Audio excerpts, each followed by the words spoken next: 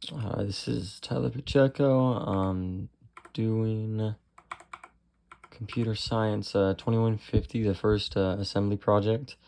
Me and my partner, we decided to do a bank program. So the bank program was going to have 3 functions: deposit, withdrawal, and then get balance. And so if we run it, it's going to have you enter a starting balance. So let's say 500.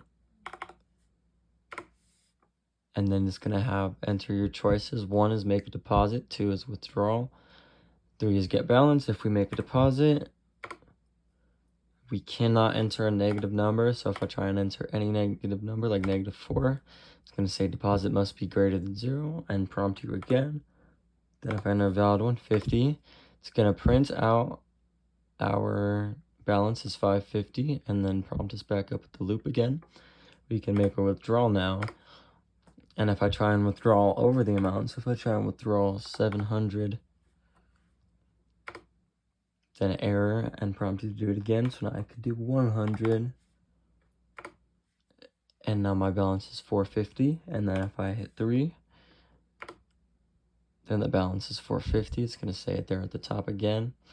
And then finally you can exit it with -1.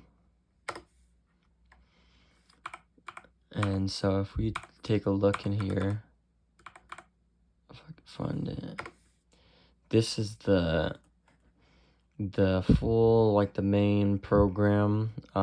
So we used our loops here, had to load in all of the options and everything like that to print out the menu. And then we had to use compares to find the choices. And then we decided to branch to different functions. And then in the withdrawal and the deposit functions, we had to give them like nested functions, which would check for, or which would be able to print out the error message and then go back to the top to loop back to withdraw.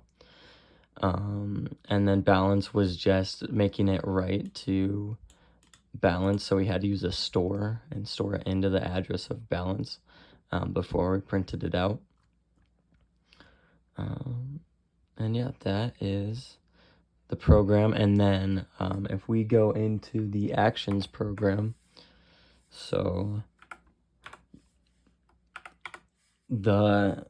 we use subroutines just to do the deposit and withdrawal, the actual adding, and name that in a file called actions.s. Whoops.